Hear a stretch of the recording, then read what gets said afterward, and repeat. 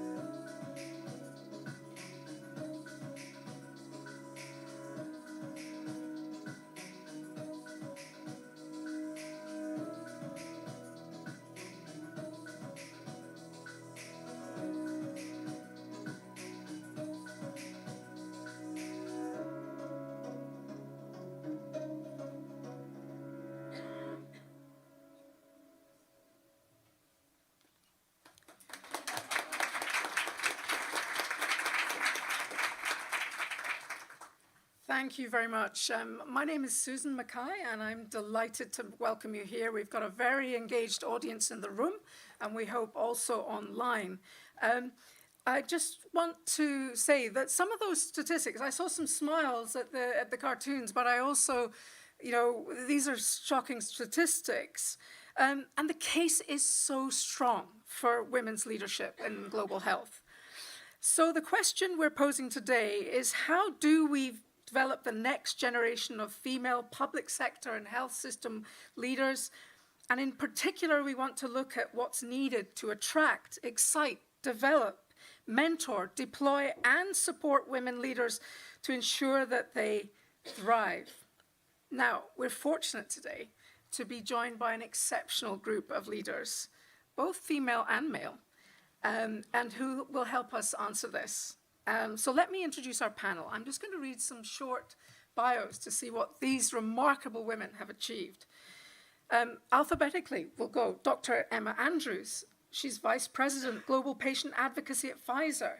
Not only a registered pharmacist, but Emma has dedicated her career to ensuring that patients live longer, healthier, and more productive lives.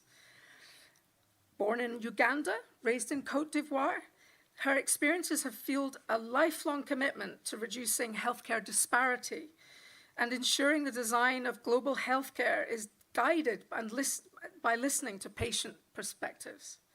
Dr. Andrews brings a wealth of expertise from her work in clinical research, operations, medical affairs, and leadership. Thank you. Now, next on the panel, sitting next to her is Dr. Obi Ezekwesili, currently CEO of Human Capital Africa. And Dr. Obi is renowned as being an economic policy expert, but also a fierce advocate for transparency, good governance, and human capital development. Formerly Vice President for the Africa region at the World Bank, Dr. Obi successfully orchestrated initiatives, wait for it, spanning 47 sub-Saharan countries, and she oversaw a workforce of over 1,600 professionals. Prior to this, she spearheaded transformative reforms as Nigeria's Minister of Education, driving initiatives aimed at achieving universal education goals. She's also the co-founder of Transparency International and the Bring Back Our Girls movement, demonstrating her commitment to social justice and the empowerment of women and girls. Thank you, Dr. Obi.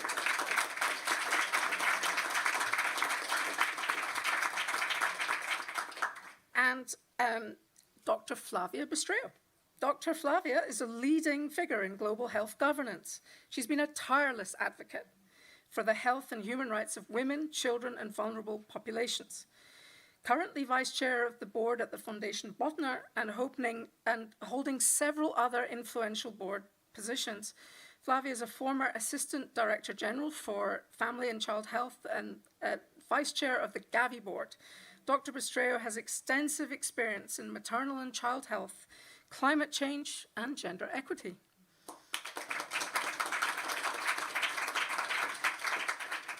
And then we move to Dr. Leah Tedeschi, currently the Executive Director of the Harvard Ministerial Leadership Program, previously serving as Ethiopia's Minister of Health, where she led the country's COVID-19 response, helping Ethiopia navigate the pandemic with considerable resilience.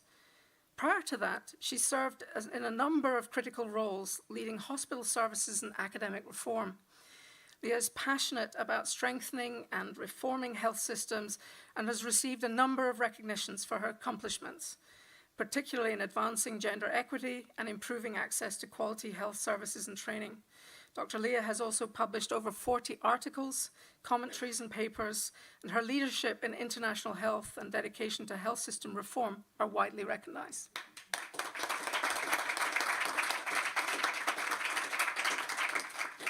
And finally, Fenton Whelan. He is the CEO of Acasis, which is a rapidly growing consulting firm dedicated to partnering with government, global health organizations, and civil society to drive improvements in health and education outcomes. Over the past 20 years, Fenton has led transformative public sector reform efforts in over 30 countries, including initiatives in Nigeria, Ethiopia, and Afghanistan. His work has resulted in some extraordinary improvements in immunization coverage and healthcare delivery by using data-driven insights, and it has positioned him as a highly influential player in the global health system reform.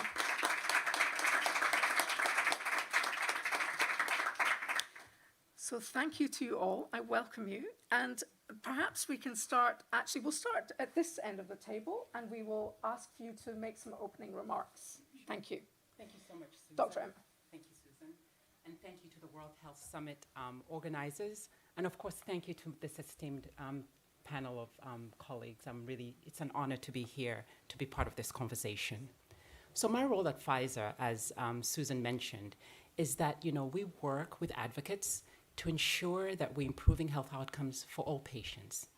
This is all patients, regardless of where you live, regardless of your socioeconomic status, regardless of your gender. And these values were ingrained with me at a very young age by watching one woman work, and that was my mother. My mother is a trained nurse midwife, and she was trained at the Royal College of Nursing in the UK. Well, getting into that role was not easy. It was faced with many barriers. At the time, cultural norms that actually prioritized the education of boys over girls, and then societal expectations of what a woman's role was. Despite all that, she made it and got her degree as a nurse midwife, got married and returned to Uganda, only to be faced with those same barriers. So I actually had a conversation with her before I came to Berlin. And of course, she was very excited, very proud mom. But I asked her the question, Mom, how do you feel these barriers affected you? And she's like, you know what, Emma, I have to be honest, that they did affect me in terms of not reaching the highest of my potential in a field that she really loves. So I'm going to give you, we saw a lot of statistics in the opening video, but I'm going to talk a little bit more about a little more statistics about data from my lens from the public sector, and also putting it into American business context. But I'll start with the good news. In 2024, we have 20% of women occupying C-suite levels, C-suite positions. And that was an increase from 17% in 2015. So we still have a long way to go, but it's directionally correct. But then when we look at entry-level positions and manager positions, progress is actually going a little slower. For example, we know in entry-level positions, men are still hired more than women are. And when we look at promotions to manager, when we look at 2018, for example, for every 100 men promoted, 79 women are promoted. And now in 2024, that number shifts to 81. So very little progress. And we also know that, this is not for all women. It would be really not good for me to say that this is not for all women. We know that for Black and brown women, the barriers to advance to leadership positions are faced at almost every area.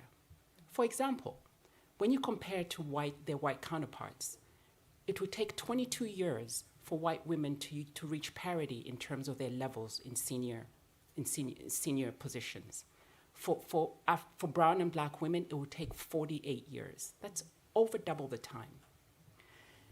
Okay, so we know that these rates vary depending on race, depending on region, but also depending on industry. So let's focus a little more on the healthcare industry. We know that in the healthcare industry, actually it outpaces its peers in number, you saw the data, in terms of the number of women hired and that advance in the healthcare sector. For example, you saw, I think it's US and Canada, where the global health workforce is 70% women, but they're only 25% in positions of leadership. So what does that mean? I think that sets the position to say that, women are more than 50% of the population. Yes, we've made progress, but there's a lot more we can do, and I'm looking forward to the conversation today. Thank you. Thank you very much, and we turn to Dr. Obi. Thank you so much, Susan, and thank you to my colleagues on the panel, and thank you to the World Health Summit. It's my first time coming in the midst of this very distinguished set of people that keep us healthy around the world. And building on what Emma so eloquently said, I think that the key point that I'd like to bring in the start off is how this is not a health crisis matter.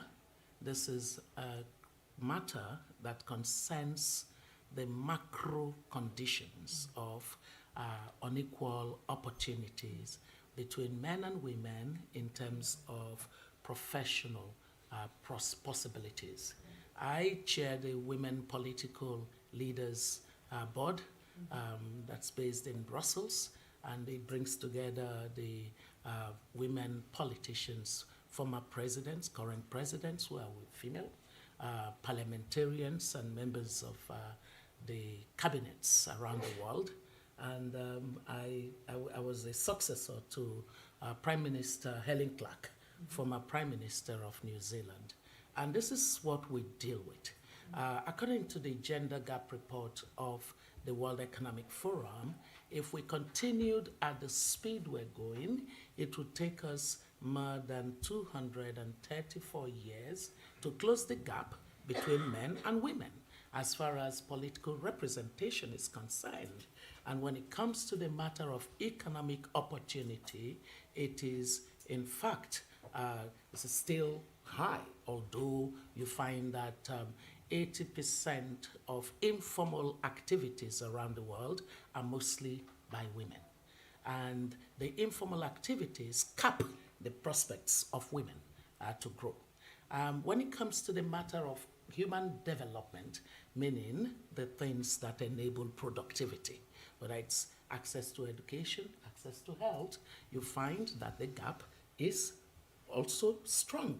It's probably about a little less than 200 years it would take. So the question really is, do we as women who have been privileged to become what we've become, are we comfortable to allow our great-granddaughters come to the world seeing this kind of figure and sitting at a panel like this and still talking about it? I don't think so. I don't think so. And that's why, when we convene this kind of meetings, it cannot simply be a meeting to fill the gap in the summit that happened in Berlin. I am talking and speaking directly to those of you in the professions of health, that this is a matter which, now that you have set an agenda for it, it must not go off your agenda. It must be something that you come back to as often as possible until it makes it to the main stage of the conference. So it cannot be a few people filling up this room and making this a topic. It has to be a topic on the main stage. Plenary session discussion. How do we close the gap? That's one. Number two is that when we have looked at very practical ways of closing gaps between men and women in leadership across the activities of our world, whether it's in the business or in health or education, as the case may be, we have found that just understanding the data, and tracking the user journey of a male who enters and a female who enters at equal level of distinction, what happens to them? We have found that when it comes closer to middle management, something just diverges. The males have become very networked into the male network within the institution.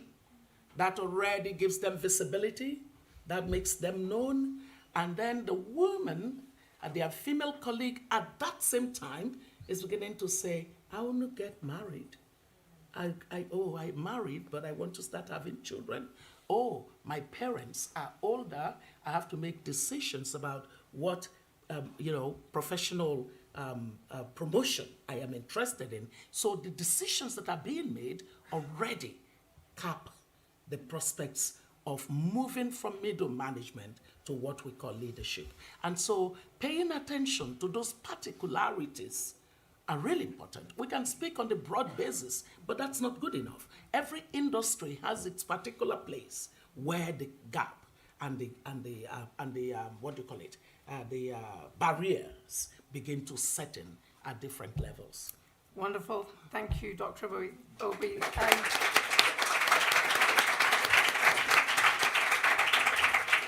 Fasten your seatbelts, folk. I feel there is disruption in the air. We're wonderful to invite you, Dr. Flavia. Thank you so much, and I am really pleased that we're talking about leadership, and we are not talking about gender gap, we are not talking about mainstreaming. So I come from the global health, that's my experience and my where I have worked, and just a few more data, observation for the audience. So if you look at the World Health Organization, the main body within the United Nations that is responsible for health, if you look at its leadership, it was founded in 1948, and since then, 75 years, more or less, give and take, there were only 15 years of that period that were led by actually two women, Dr. Gro Brunton and Dr. Chan. So you have accumulated all those years where the leadership had a different phase. Now, if you look at the main United Nations, then the picture is even starker, because it's almost 80 years that the United Nations were founded, and it has an important role for health because it has many different agencies in addition to WHO that relate to it. That organization still has not had a female, what we call it a Madam Secretary General, and that's what we're campaigning with the group I'm currently associated, because we feel this is totally unjust. It doesn't reflect for 80 years the picture. If you look at the entrance of the United Nations, as many of you might have been there last week, you see that huge number of portraits, and you don't see half of humanity there, portrayed in a leadership role. So this is really something that has to change. But in my opening remark, I would like to focus also, Susan, on one aspect, which is there is the leadership of the organization that is conveyed by the executive director or the secretary general, but there is also the governing body that is very, very important. And one aspect that where I think this group, and I agree with you, Obi, we should not just remain here in this conversation in one room, it should be in the plenary. But the way to get there is to look at how are these organizations governed. And then you see that the gender gap is even bigger in the governing body. Because just to, for example, in the World Health Organization, this is governed by a executive board that has 34 members of the member states. They rotate. Nobody says that they should be the ministers of health of those countries. They can be recommended by the countries, and they rotate geographically. There is a huge role of geographic rotation. But then if you look at the composition of that governing body, it never surpasses more than 20% women. So you cannot expect that the body that is governed in that way will then realize and give priority to female leadership. And I would also contribute a little bit to the disruption. We should look at how the World Health Summit is governed and how is it that now we have had a little bit of space, but let's look at that governance. Until we change a little bit that governance, then we will not affect female leadership fully. Let me stop here and I continue on. Thank you, Dr. Leah. Thank you very much. It's really exciting to be in this panel. We are indeed talking about this gap in leadership equity for women, and talking about closing this gap because it's an equity gap, but it's also because unless women take on this role of leadership, we will not progress as a global community to what we envision to see in the world, because of what they bring or what we bring. And when we look at the gap, of course, the barriers are really multifaceted. And growing as a woman leader myself, I've seen them in my own experience and seen other women face them. That these are a lot of structural, but also mindset barriers that can be solved. They are not really insurmountable. They just need intentionality and commitment. I think one that we need to look at is still the education system itself, from the ground on how women go through that. In countries like mine, even those who reach to high school are about 25% of secondary school age children. And then when you go up, you can imagine how much it declines. And even if we say women in the health workforce really account for large number of the workforce, which is similar in many of our countries. But when you look at what kind of expertise is required for leadership role, most of them do not attain those education levels. So still, that barrier requires really an intentional action, which is in many countries done through different modalities of legislation and other interventions, which we can talk later on. And the other barrier that I would like to highlight that was mentioned earlier is the social barriers that women have because of their roles, because of their role as mothers within society, as daughters and wives, and the system that we have both at home and in organizations not being able to support them to fulfill their roles. It's not really to make them change their roles. We want them to succeed being a woman, fulfilling those roles. So, but there are barriers or inadequate support on that. And myself, I always say that if I never had my husband's support throughout the years that I've been in different leadership roles, I wouldn't be here. And it's also there are different enabling environment that's really lacking in many of the organizations that really holds them women back, and we can solve those. And the last point that I probably would like to make is also the perception that we women ourselves have that really holds us back in terms of taking on or assuming leadership responsibilities or roles. And in the world we are in, it requires the women to be proactive, take initiative to take on these roles. But even when the opportunity comes, many women decline those opportunities of taking on leadership because of different reasons, of course. Some because of the barriers I mentioned earlier, and some because they set the bar very high for themselves, saying, I may not be able to achieve this, even if they are very competent and capable of doing this. And I always like to mention a good example that I faced when I was a minister trying to appoint a position. I was fortunate to have had different women leaders in my teams, but I was trying to appoint a leader for one position under on an agency, and I had to talk to consecutively to 5 women to get someone who said yes to take that role, all of them being competent. So this is also showing maybe the lack of mentorship and other opportunities women get in terms of, again, solving this gap. But what I believe is all of it can be solved if we really commit and work together. Thank you.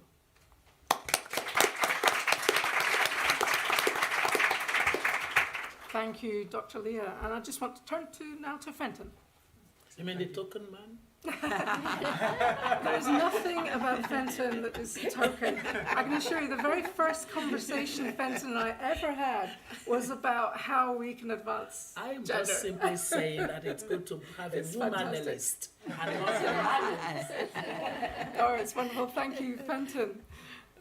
Which reminds me actually of the first conversation I had with Susan on this topic, where, so calling 10 years ago, we started work in a health system, and we went to a meeting of the top 100 officials in that system, and it was 100 men.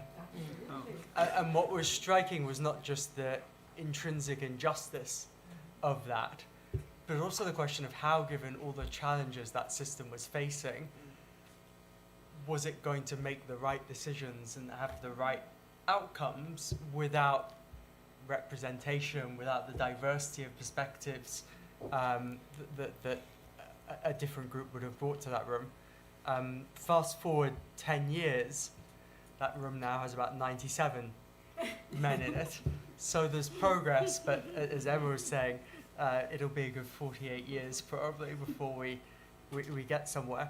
And I think that's important, not just because the problems that were there 10 years ago are still there, but also if we look at the way in which the world is changing and the challenges systems are facing, I think this is becoming more important. And we singled out one theme here, which was trust. And for me, there's a question around how do we expect citizens to trust the health system where the leadership isn't representative of well over half the people that system is serving. And so I think that's the question. And for me, the meta question, if you like, is the one Obi posed to us, which is how do we stop talking about this and stop thinking about it even and start actually doing and making things happen. And I think that's what we're hoping to start to get to today, is how do we move to action on this beyond just talking about it.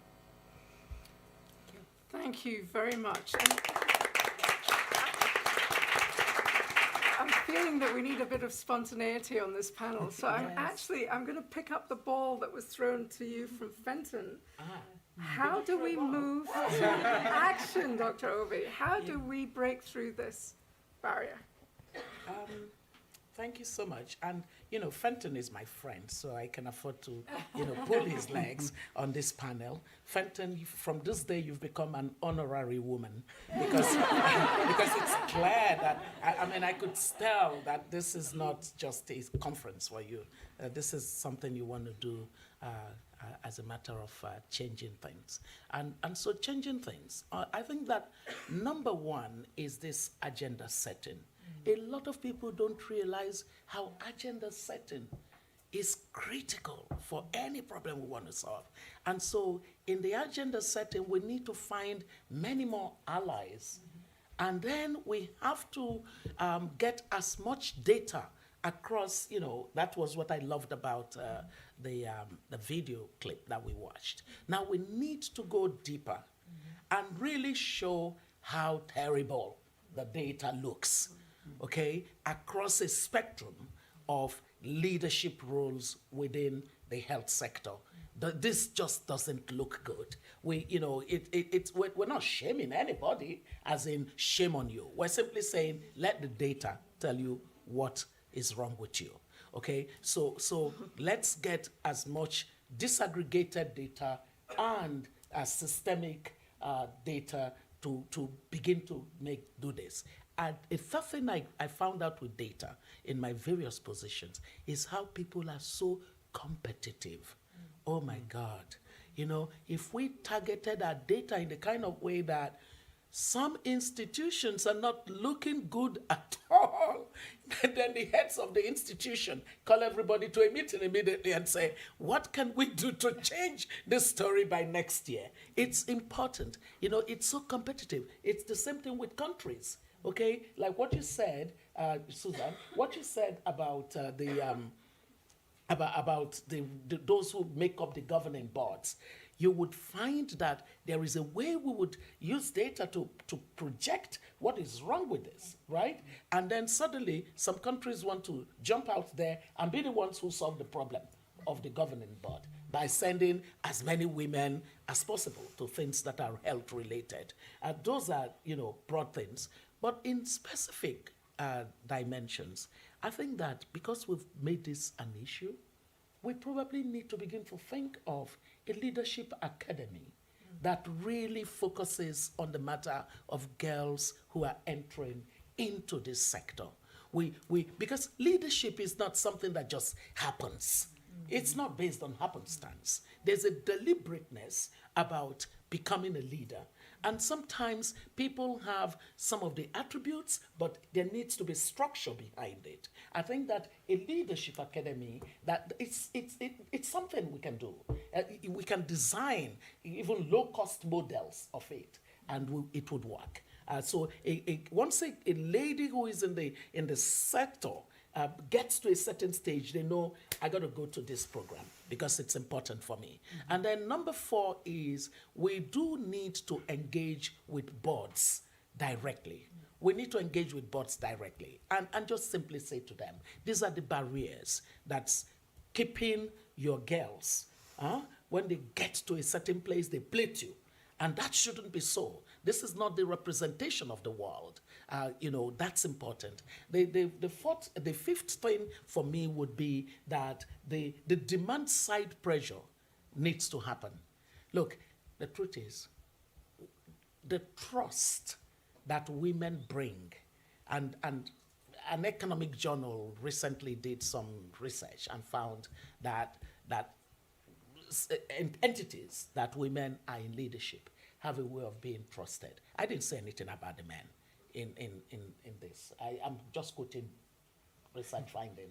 It doesn't say that men are untrustworthy. It simply says that when women are in the leadership of entities, that there is a higher level of trust that is associated with it. And that's because of the kind of ethical standards. The women are sort of saying, if anything should go wrong here, my own story will be worse than the story of the men who did the same thing here.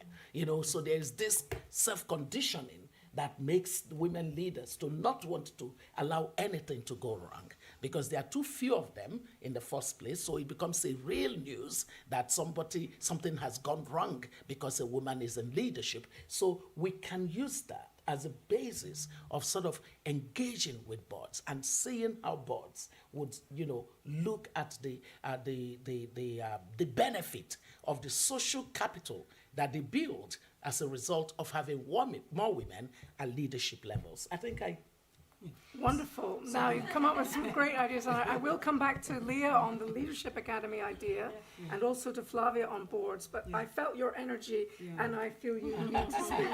Listen, first of all, thank you so much, Albie. And I have to say that, you know, I'd want to come back to the point of data, measuring, and then also the responsibility of global organizations. So I'm part of a global organization. And I have to say there's a phrase we love at Pfizer in my 25-year tenure of driving large projects, that if it's measured, it gets done. Yes. So, you know, when we track leadership development programs, people in power, in positions of power, are likely to take action. So 3 years ago, our CEO, who's very bold, he doesn't need to be, everyone knows his name, had a goal. 3 years ago, you know, he set a goal saying that, you know, 47% of women need to be at the VP level by 2025. He set that goal. So then we started at 33%. We're now at 44.8%. So if it's measured, it gets done. And then on top of that, he said, 32% of those have to be minority representation at the VP level or above. So we started at 19%, and we're now at 30.5%. So again, if it gets measured, it gets done. So how are we doing that? We're being very, very intentional of having coaching and leadership development, not just at mid-level or high, but all throughout the organization. And those coaching and leadership development programs, as some of them are even targeted at minority colleagues. And I'm actually a proud beneficiary of that training and coaching. And we also are very intentional about our partnerships, making sure that our partners give us an opportunity to interact with a diverse group of potential candidates. So I'll give examples, but we have many of those partnerships. For example, we partner with the Society for Women in Engineering. We partner with historically black colleges and universities. This, of course, is a US context. But then we also partner with the Healthcare Business Women's Association that really offers real-time virtual local opportunities for colleagues to interact in coaching and development programs. So to me, I'll end by saying really responsibilities are on large organizations to really measure and track, because when you do that, it makes a difference and things get done.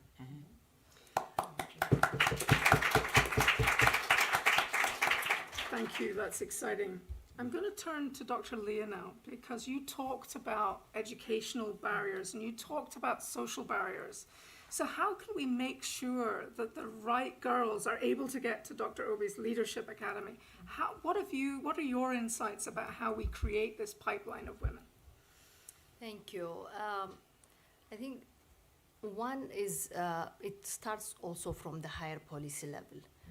When governments show that this is a priority that they set as policy level, and the gap in leadership needs to be filled, it sets a tone to what happens within the countries. When the government started a reform and putting 50% of the cabinet as women, some about 6 years ago, it really created a momentum in all organizations. One, because there was a buy-in, but also it creates pressure of really, okay, we need to address this. So it does set a tone when that happens, and it also creates inspiration for many women and girls. There's a number of times I've met with people and would say, my daughter was inspired by you, or I'm inspired. So it sets that tone. So when governments are silent about it, it's really hard to move the needle. So one is that. The other is having organizations, when we are addressing those issues, we need to really intentionally design programs that can address this. So we had the experience of having, as mentioned earlier, on leadership development, where the ministry was working on having a program, a 6-month program for emerging leaders. And that was put specifically 60% of it to be women. It's not always easy to meet that 60%, but it was really important. And those young leaders who pass through this program, some of them may not have thought of assuming leadership role, but they get inspired, and they're equipped as well, but inspired to really take on more responsibilities. And then these are the pipeline, those who are in pipeline now when you are trying to assign, because one of the discussions we always tend to have with, for example, my subnational counterparts, when we are talking, why are we having very few women at different levels of leadership, they would say, we couldn't find one. So it's, of course, we couldn't find one is not really a legitimate one. It's sometimes about the intentionality of it, but it's also because we need to have a pool of leaders who can be ready to take on those roles with such programs, which is really critical. And the last point I want to raise is that organizations also need to work on having enabling environments for the social needs that we are mentioning. We have in the legislation mandating all organizations to establish daycares and maternity rooms for women for their own children, where it's not yet fully realized, but many organizations, including my ministry, have established daycares and breastfeeding rooms for mothers to take care of this. This kind of enabling environment, it also shows the commitment, which sets a culture, but also is an enabling environment. So these are a few things I wanted to raise.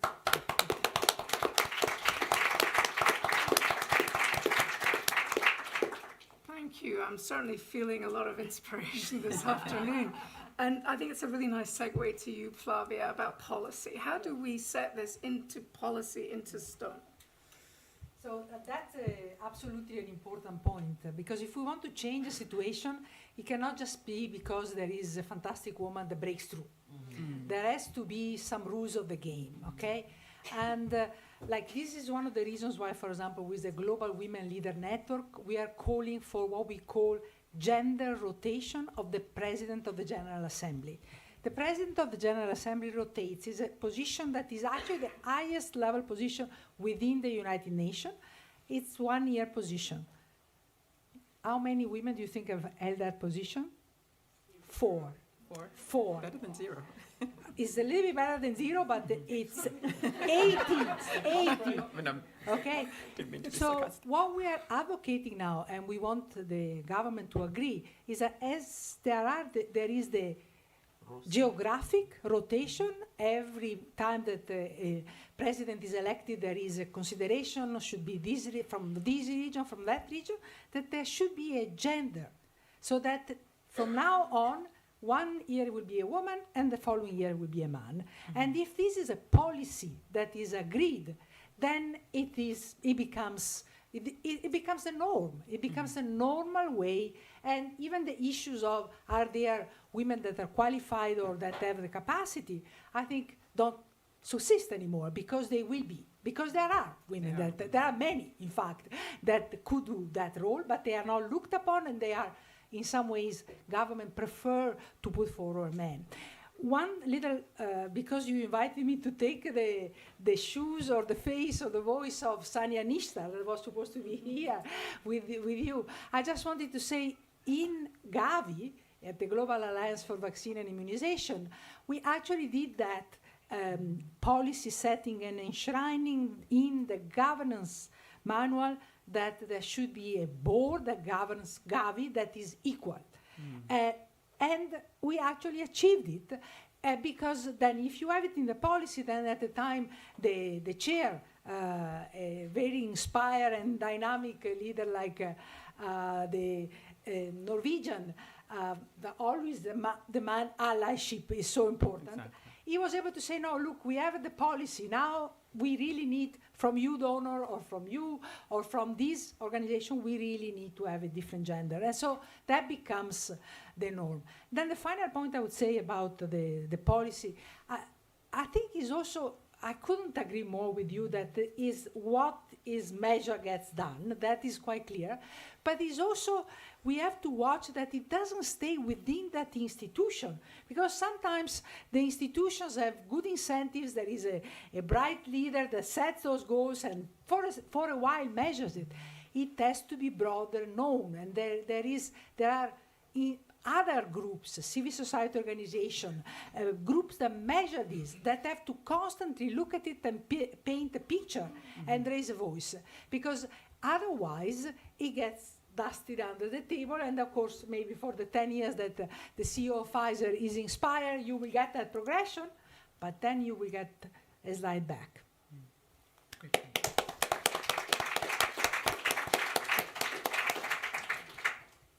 Thank you. Yeah, thanks. Picking up that point about what gets measured gets done, I think it's a very nice segue that we can move to focus on how to develop and mentor and make sure women thrive in these roles. I'm going to throw it to Fenton. Now, you've had experience, you're a data king, if I may say, but you've had experience developing hundreds of leaders and in both the public and private sector. What should we do differently to develop and retain more female leaders? I think two thoughts. One which my colleagues here have already mentioned is the word intentionality. I can't remember who said that first, but being very intentional and not being prisoners of this mindset that says leaders are either out there or not out there, as in Leah's example, but that whether or not we have women in leadership positions is a function of the choices that systems have made and the way those systems are structured and the policies that they've implemented, not a result of chance. And so I think perhaps the first thing is just that mindset shift to accept that this is this situation that we have is a product of choices that have been made, not of circumstance. And then we talked a lot about training, and I think all of the research shows that that's important. I love Joanna Barsh's work, for instance, more in the private sector, tracking women who have gone on to be, in her words, remarkable leaders, and think in a very evidence-based way about how that happened and how do we then translate that into training programs. And then finally, as you'd expect, I agree with everything that's been said about data. I go one step further and say, perhaps as a challenge to the donor community and funders, that I cannot think of a single donor that hasn't said that they are committed to this agenda, that they are committed to gender, to equality and leadership. At the same time, I can't think of a single donor-funded program that's actually said, well, we're going to make it into a DLI, and we're going to tell people, you won't get funded unless we see tangible improvements in the data, unless we see targets, measurement, and so on. And similarly, funding. I mean, there is funding available, but is there funding that matches either the scale of the challenge or the scale of the opportunity we have here? Imagine a world 10 years from now where the majority of leaders in the world's health systems were women. I think you would see radically different outcomes, but the translation of that into real targets, data, teeth, skin in the game, and funding, I think isn't there yet, and that might be part of the challenge of doing. Oh, absolutely. I think that's a critical point about getting the funders and donors to commit and make this a conditionality. I'm going to go back to Dr. Leah. Talked about intentionality. How can we ensure that there are more transparent, equitable hiring, promotion, and also development programs for women and to ascend the system?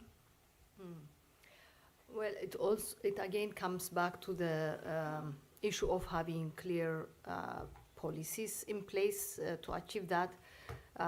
Fortunately for Ethiopia, maybe the last 15 years or so, the government had different proclamations and even in the strategy on how to increase the role of women in leadership and in civil service as well, in promotion. So there is a proclamation specifically on hiring, promotion, recruitment that gives that special attention for women. So organizations, of course, need to follow through on that. It doesn't mean that because a policy is there, it gets implemented. So this is about having accountability in the leadership in terms of really achieving this. And it's very interesting that it also tried to address this proclamation, tried to address a problem that we see sometimes when women who already have assumed some level of leadership role, when they get pregnant, sometimes they are moved to a different role from that leadership role. So to address this, there is a proclamation, an article in the proclamation which prohibits this kind of movement unless there's any medical reason for her to not to work. Otherwise, she would retain that role because it is, unfortunately, an existing challenge where women who have assumed that role. So really having strong policies that really support that, but also having an accountability mechanism is really, I think, critical. And putting this, I would again also come back, in addition, having it as a clear goal within an organization is really critical, as what Emma was mentioning in terms of what gets measured. When we were designing our 5-year strategy in the ministry, about 4 years ago, I believe, there was a debate on how to put this. We wanted to set 50% of leadership at different levels to be women. So there was a huge debate on saying, if we put the number, it was going to be difficult. Let's just say parity and leave the number. So, well, there were different concerns, of course, understandable ones about because of accountability, fear of accountability, but also it shows that when you put the number, the pressure is on, and it again puts that intentionality. And we have seen a lot of progress in that. Some of the subnational counterparts actually started to be more innovative, even bringing community health workers who are all female. For the Ethiopia's experience, all of the community health workers are female, and they have extensive experience working in that space, but they don't usually ascend in the ladder in terms of leadership. So looking at the gap also in leadership, women in leadership, they decided that they, for a leadership role, one level higher in the primary healthcare system, which is a deputy health center director, they would always assign from the best performing health extension workers to ensure that we are having them progress. So these kinds of strategies, I think, are really critical in terms of achieving progress.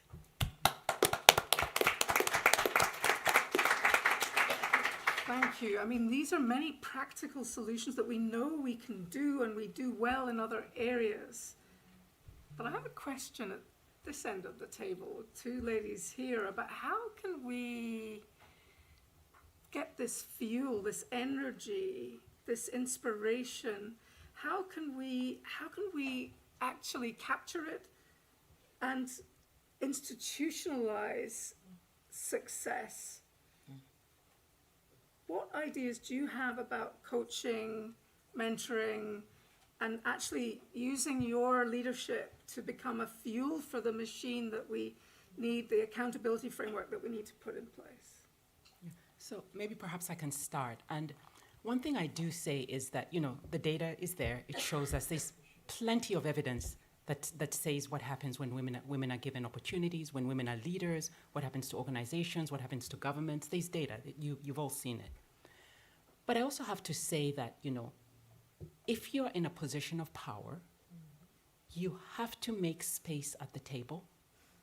You have to pull up a seat, and if needed, build a bigger table. And then one thing that I say that I'm always inspired is we need to empower that next generation of female leaders. Really empower them, because I'm talking to all the young women here in the room, that when you enter a room, don't relegate yourself to a corner, take a seat at the table. Because your voice is important and your voice needs to be heard. So to me, I say, if you're in a position of power, whether you're female or male, make space at the table, pull up a seat, and build a bigger table if needed. Very well said. Very well said. And to build on that, all of these silo leadership model of women is an anathema to the progress we need to make. This one woman that is brilliant, that's a terrible mentality. Any community where just one cock crows at dawn is going to soon be extinct. So stop being the one cock that crows at dawn. We need to get collective action. So Emma, you need to be finding the other women who are leaders in your sector. I am. And you need to build very strong networks.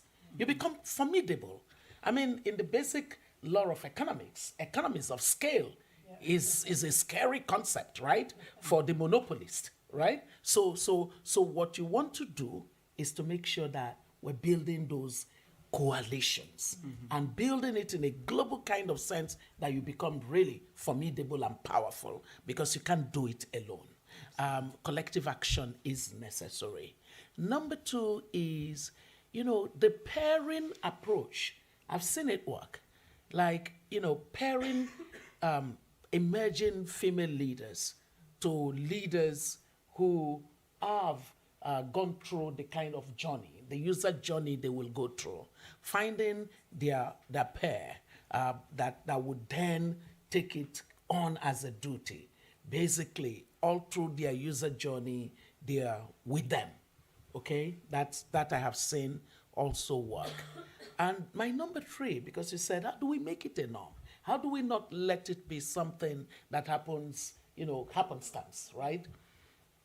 Well, I am here to tell all of you that you should stop despising politics.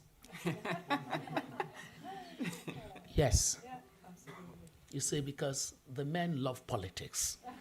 and they love politics and they hug politics, and politics forms the basis of power, right? And so when they get the power and you're sitting at the fence and saying to them, we're here, they're not going to be looking at you. Okay, so we currently see that in terms of political representation, it is 24% average representation around the world in terms of women in politics. That is such an awful number to have today. So we do need to pay particular attention. Some of those who are leaders in the health sector need to begin to plan a pivot. I don't know why I'm touching you. Action noted. They need to begin to pivot to political leadership, because we need that. We need more women who are in the political space. What we have seen of politics is that it has a way of determining who eventually comes to even the policy table. The policy table that we assume, women get into it, if the men who are holding the political power don't determine on who gets there, it seldom happens. So I want women to stop despising politics. I want those in the science community to know that part of the distrust of science and anything that is scientific today is coming from the pollution that we have seen in politics. And so if we're going to clean up politics, we do need scientists to actually run for office. We need those kinds of brilliant minds back in the political landscape of our world. That way, things begin to change on a macro level so that the micro levels can then reflect these kind of, normative approaches that begin to emerge. Well, that's what I think.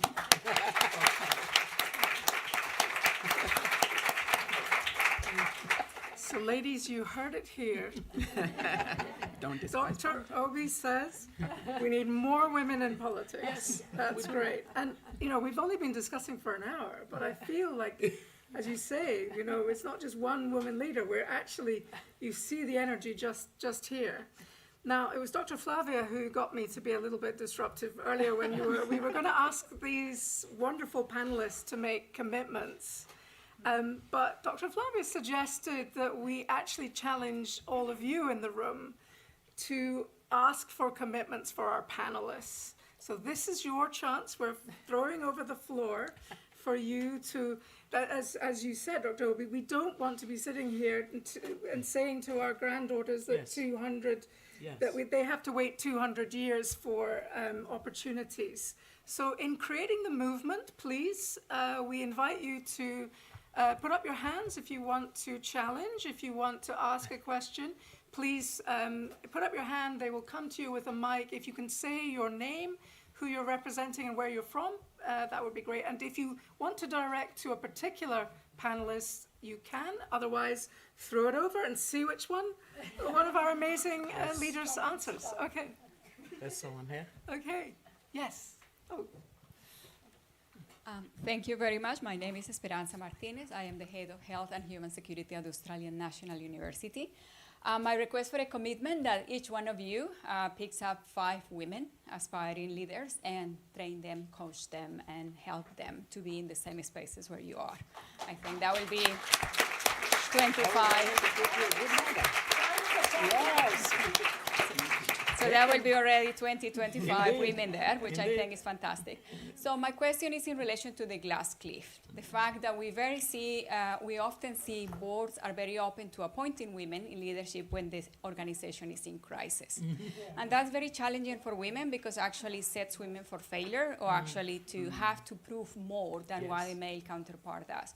And generally those companies have been preceded by male leaders. So how to manage this risk? Because on one hand, it's not good for the woman to say, no, actually, I don't want to be appointed. But how do we manage the perception of failure? That the women, can you see, now is a woman, and it failed, she failed. So any advice on how that could be managed, particularly as it's a very tricky situation in the public eye? Thank you. Who would like to take this one? I think that one of the things we've seen, how the antidote to that is that men, as soon as they get into office, they are thinking of how to entrench themselves so that even when they are failing, people are still saying, "Oh, what a great job you're doing," you know. So they do it by making sure that they build a strong ally, you know. So they do it. They are clever about it. And unfortunately, what happens is a woman gets to that level, but her surrounding space filled with men. And sometimes they get lost in that. They need to stop getting lost in that. As soon as they are in that kind of a position, they do need to build these kinds of alliances, and also find men like Fenton, because he would go to the he would go to the network program of the men, and so when he's there and they're saying, "Do you think Emma is really doing the right thing by?" He says, "Of course, yes, he is." The others are trying to take away from Emma. He's adding to Emma. That's part of the thing. You know, a lot in terms of perception of whether a woman is succeeding or failing is actually not based on data of whether she's succeeding or failing. Sometimes it's simply the fact that the men are getting used to a female CEO suddenly, and it just doesn't rub well with them. There are some of them that no matter what education you gave them, would still not be comfortable with a woman CEO. You know, but at least try to reach the reasonable ones by having a voice that is independent of you, that can constantly say the things that you're doing well, and someone who is also prepared to look you in the face and say you're not doing some things well. You know, part of what happens to us as women is this tendency to get emotional about, what the feedback that we're receiving, that we're not getting something done well. We shouldn't be emotional about it. If we get a feedback on something that we've not done well, we should just keep our equanimity. It's okay to go and cry later. I have had my own fair share of crying later, but not in the presence of where I'm getting that feedback. Because I want to take it, and then I want to do something about it. Because ultimately, those who love you, those who really care about you, will give you tough feedbacks. Tough feedback. And it is okay to take it. I believe that, by doing that, we sort of reduce the sharpness of the system waiting for us to fail so that they can celebrate. Yeah, wonderful. And Fenton, we need a new job for you. We need you to create more Fentons. Emma. Yeah, and thank you, Fenton, for speaking on my behalf. So actually, more seriously, I'd like to say that, coming back to that question you asked, if you're hired into a new role, a role where you might be in the middle of a crisis, make sure that you set and you're very clear about what success will look like. Set the expectations that this, in my opinion, success will be X, Y, Z. Have it in writing so they can't come back and say, well, you didn't do it. No, if I move the needle, even though we're still in a crisis, but I move the needle a little, that's success. So I think before you take a job, be very clear and define your own success and come to an agreement with what success will look like. I think that's really important. Yes. Again, what gets measured gets done. Yep. So have a metric for what success will look like. Excellent. And that's something where coaching can make a big difference. So I certainly on this panel, as a coach, I'm more than happy to commit to the 5 women. Yes. I'm going to see what my panelists will do. Yes. Now, yes, there's a lady here. There's a lady down here. Sorry, and then we'll come to the other lady after. Thank you so much. My name is Caroline Namobiru from Uganda. I'm a PhD student at the University of Tübingen. So as we are talking about the women in leadership and stuff, we are forgetting that the men also want to be there. So they don't want to really move from the leadership. So my question is, how do we, I'm going to say it badly, but how do we use men as mentors so that we move to those positions? Because I mean, if they are there, we can, because you've talked about so many policies coming into place and all that, but how do we make sure that men understand that in these policies they have to mentor the women so that women also get into positions where they are ready for leadership and they are not closed out? So that's my question. Thank you. I mean, I'm just wondering who wants to answer this, but on whether, Fenton, what would you say as the... yeah, I'm picking on you. I'm picking on you. I mean, have you must have thought about this issue. Well, there's two thoughts. I mean, one is I think it's important that men don't delegate this issue to women, and that men need to be equally stronger, if not even greater supporters of this agenda. But I also think just role modeling is incredibly important. And when you look at the people we have here today, you know, how could you not want a woman to be your next minister of health, crisis or not?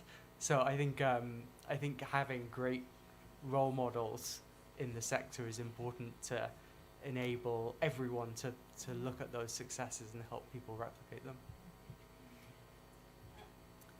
I just wanted to say, when we are talking about mentorship, it cannot be only women mentoring women. We need men leaders to also mentor women leaders to take up the role. And I was fortunate actually to move into a leadership role by my mentor who is a man. When I was my background is a physician, and I never thought I would take a leadership role because I really loved doing clinical work. But it was Dr. Tedros, whom we all know, who actually he was not even present in the speech I gave, but he saw the speech I gave and then talked to me saying, you have a leadership potential, and then you have to assume some responsibility. So it requires not just mentoring, but also intentionally looking for these kinds of attributes, and then sponsoring women to really take those roles as well. And that should be both men and women. But how to do that? Of course, it requires collective work. It also goes back to our education, the mindset again, which is both culturally education that plays that role. Yeah. Dr. Fabi. Maybe just a contribution. Number one, absolutely, I accept the challenge, and I have the record that I have already taken that challenge. Now, in my role as Vice President of Fondation Botnar, we are actually, in the last year, we are led by a triumvirate. The President woman, Vice President, me woman, and now a new CEO just came in. Everywhere I have been, I have done that. But to your point, I think there is also an element that is, if I look at my own personal experience, anytime that I had a man in what should have been a mentorship role that didn't execute, I challenged.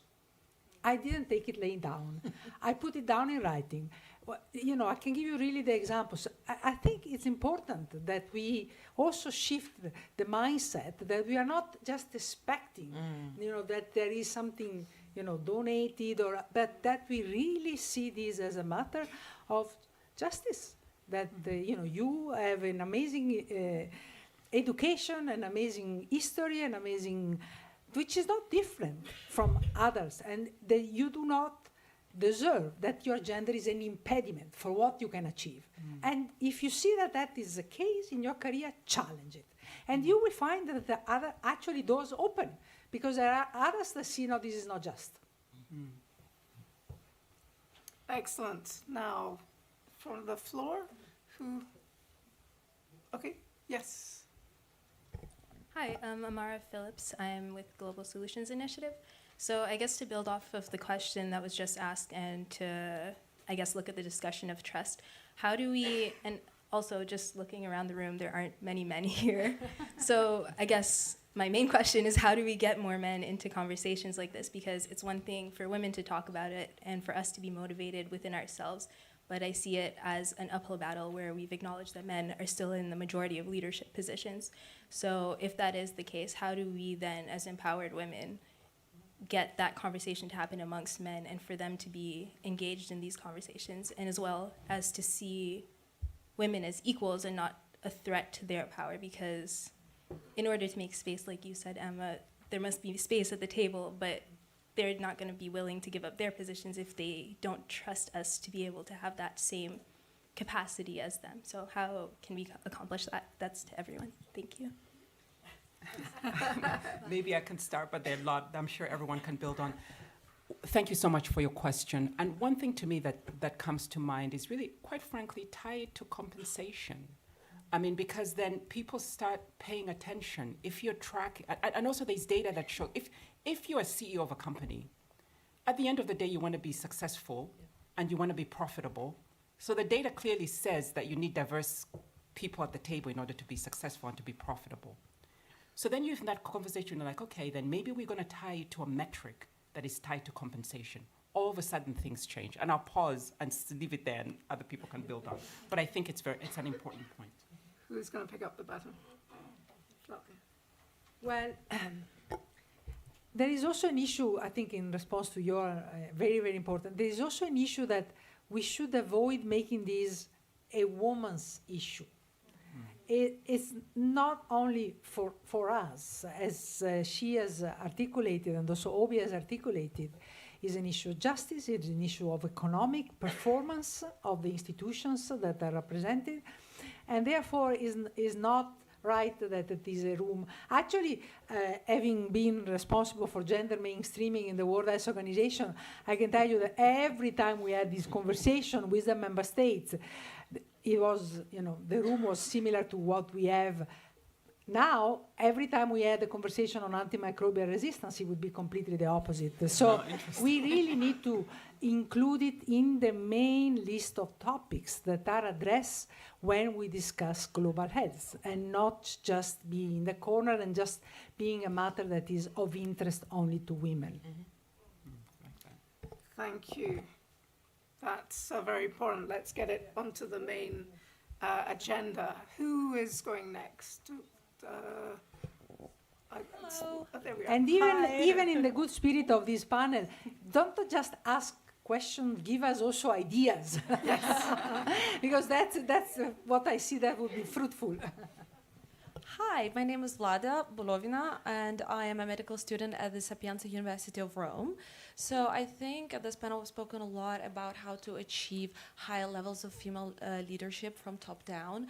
But like being at the beginning of my career and seeing a lot of other young women in the audience, I was just wondering, what advice would you have for those of us that are just about to start our careers, or that are just, have just started? Thank you. Ladies, we need this movement. How are we going to start it? There's an invitation you can't refuse. Leah should start.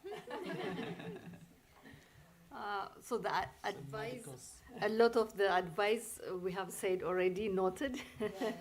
But as I said earlier, thinking about yourselves and your early career, we usually think on our professions. But assuming leadership role starts very early, and we always think that leadership role is very far. But assuming leadership role starts from wherever you are. It could be as a medical student, aspiring to take on really, not just to, we take leadership role not just to assume leadership role, but it's to make a difference. And it's because you can make a difference and bring something to make it better. That could be someone or some problem you're trying to solve. So have that aspiration from early on and assume those leadership roles. It's not something you start, look that it's very far, but start today. Because leaders are not just those in position. It's what we do every day, and that is what also gets seen.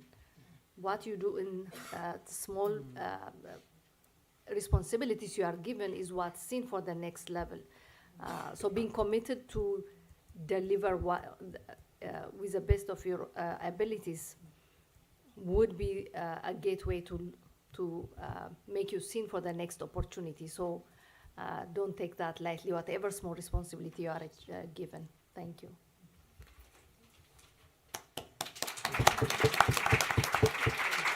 That's very good advice. Yes. I think I took Susan's comments a little bit differently. Can I be heard?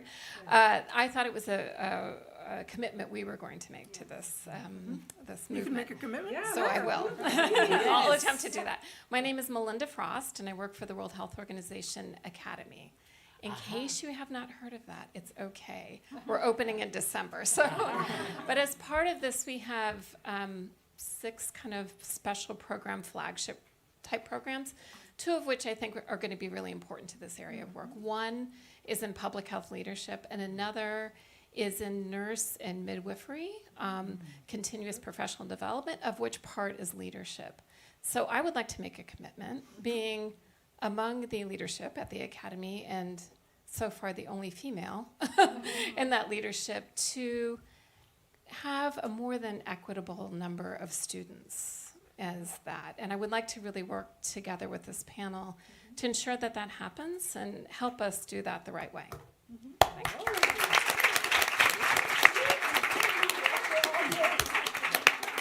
That's a fantastic commitment. There will definitely be follow-up after this. Okay, next. Look at this. Yeah, we've got so many questions. Hi, my name is Camila Consamagno. I'm with Save the Children, and I'm a Brazilian woman, primarily. My question is, how do we ensure that policies that aim to bring about actual diversity, equity, and inclusion in leadership don't accidentally reproduce gender norms by being binary and not inclusive of all genders? Can you commit to making progress for women and girls without inadvertently harming our trans, non-binary, and non-gender conforming peers? Who wants to take that question? I know we have many champions. Shall I Yes. just add one thought Yes, first? please Which do. is to say, Yeah. for me, one reason this issue is important is because often the same barriers that prevent women from getting into leadership positions are the barriers that are preventing other minorities, be them of all forms. And so by knocking down barriers and creating pathways for women, I think we can also force systems to change in a way that opens up routes to leadership for all minorities, not just women, who aren't of course a minority, but Yeah. Maybe just also the latest movement as being really on diversity, equity, and inclusions. And the reason we moved from that, from gender mainstreaming language to this language, is precisely for the reason you mentioned, so that we can really be looking at what different gender can bring to the table. And these are not comfortable conversation. I can tell you from my experience at the World Health Organization, the time that the issue of what is the LGBTQI community health is, what is it? How do we measure it? We had this issue put on the executive board, the governing body of the World Health Organization, without a title, because some of the governments did not even want to have that acronym on the agenda of the World Health Assembly. So it's a very delicate issue, but I think using language that moves us is helpful. Thank you very much. Important points. I don't know where the mic is. Please, yeah. Thank you very much. I'm called Anna Abela from Kigali, Rwanda. I would like to ask something which affects me so much. What do you think about the people who are saying, no woman, no cry? Is this declaration can affect leadership of women? For me, no life, no cry. For me, no life, no cry. As someone who conduct deliveries, when you have a baby which is not cry, it is a problem. it becomes catastrophe. And you have to see very quickly if baby can cry.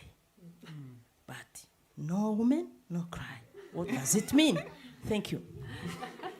That's an important question. It's really interesting. I'm kind of thinking. That's a really important question, but I think it comes down to, and I think there's a movement now, and I see that even more, especially I'm a mother of two young women who are now young adult women, is that it's okay to be vulnerable. And actually in your vulnerability comes power. So for us at Pfizer, we say that it's okay to bring your authentic self to work. So you know what? If I'm vulnerable during a meeting, I consider that maybe my superpower. So I think you're right. Usually it might be linked to weakness, but I think when you're vulnerable, you actually might emerge powerful. So it's just, thank you for stating that, but it's important to acknowledge. Thank you. Wonderful. Yes. Sorry, I'm a man. Welcome. You're most welcome. I know, I'm joking. But we are actually Bosch Academy Fellows together. Oh, yeah, that's true. Yes. So we will see each other tonight, I guess. Yes, we'll see each other. So I have two daughters. One of them is 13. And I've been working with her over the last year. We were also living in Berlin for a part of that.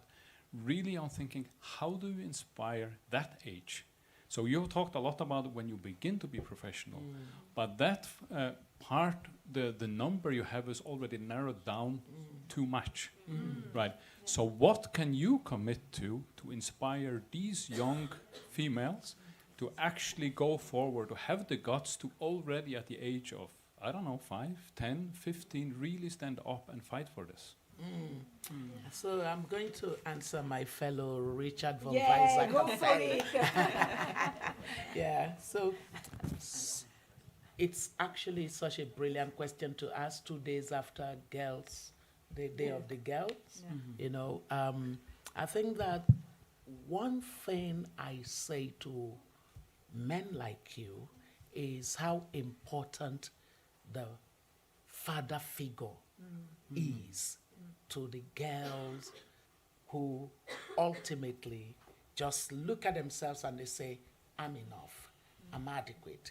My father thinks I am brilliant. Nobody can invalidate me.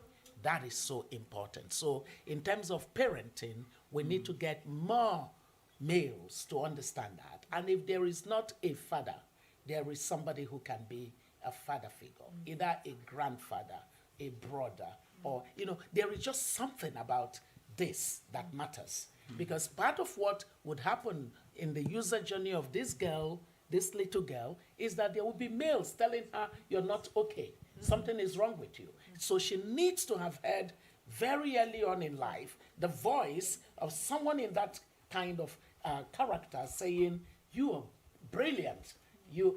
My dad so validated me. That who are you?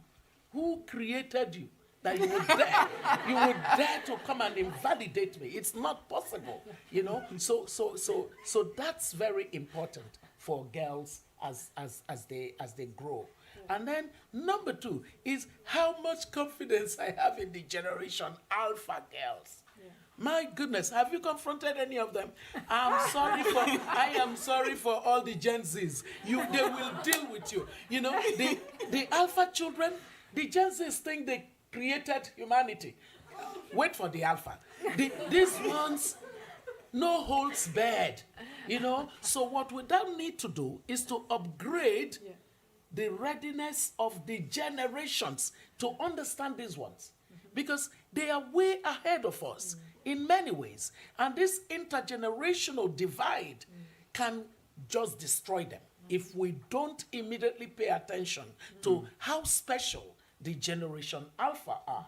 I also pay particular attention to Gen Z. They are not the same like all the other generations. Be understanding that and being available for intergenerational dialogues and learning from them. When you show the Gen Z that you're interested in learning from them, you cannot believe how ready they are to learn from you. Because they don't want to be seen as demanding respect. They want to command it. They want you to look at them and say, I respect you. I respect your thoughts. And so that's a very important part.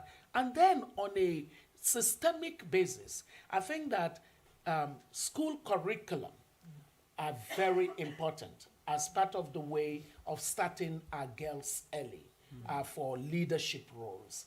And that means that in terms of teacher training, we need to train teachers to be the role models, especially when they are female teachers in the classroom. They need to model leadership, and then they need to use that as a basis for teaching issues around civic responsibility and education and such things that really matter for the girl child. Role playing is such an important part of it. I say to women that isn't it amazing how we don't realize that a girl starts learning how to lead right from her home.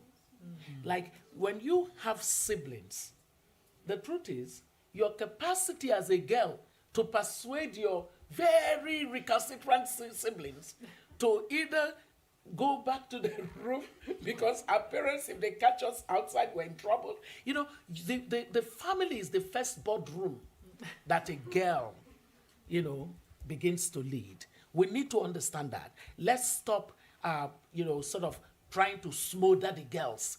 Get your girls very early in life to see the siblings as the members of the board for the start of her life. Because her capacity to persuade them, to cajole them, to threaten them and say, if you don't get this done, you're going to get into trouble. Using carrots and stick, being able to negotiate, that already is starting her off for leadership later in life.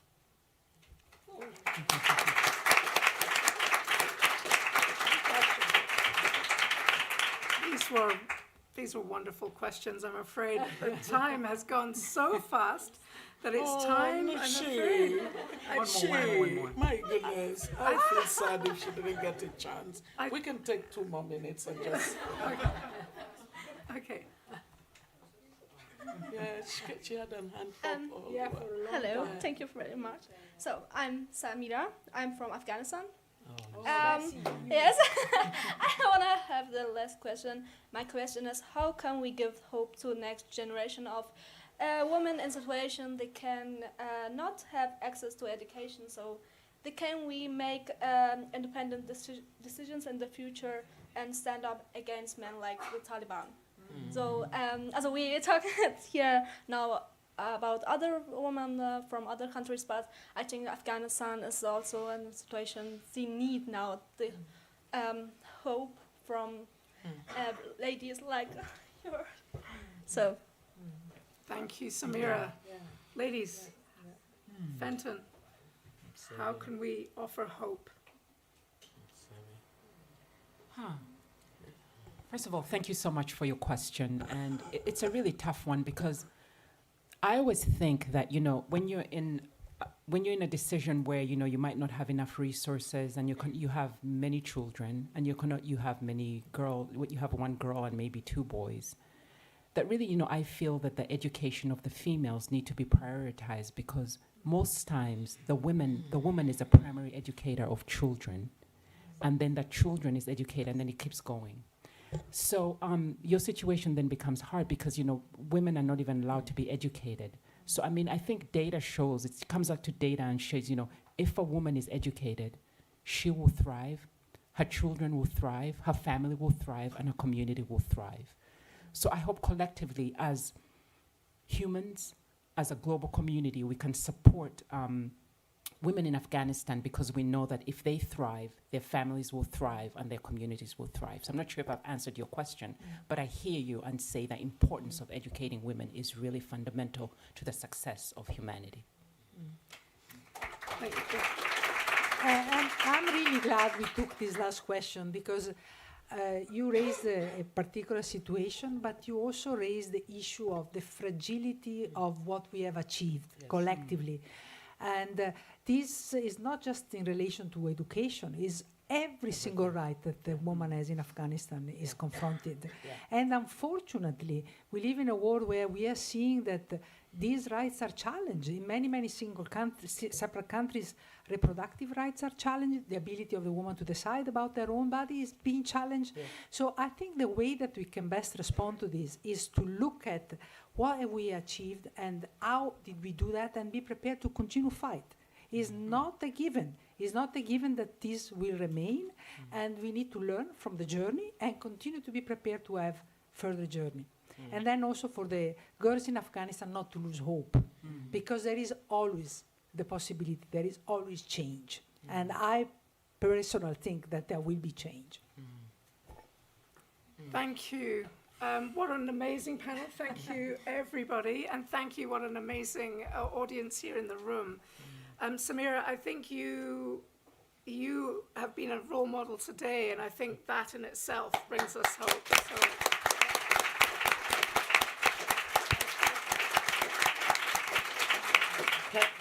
Can I say that when you send news back home, do let them know that women around the world are constantly thinking of the women who are fighting in Afghanistan as heroines. The history will record that they did not accept to be put down, and we all celebrate that.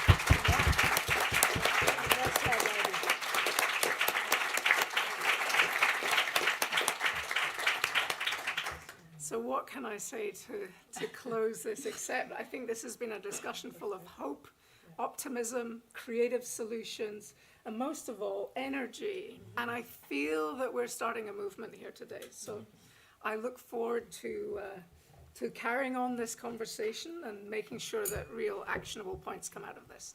Thank you very much to everyone.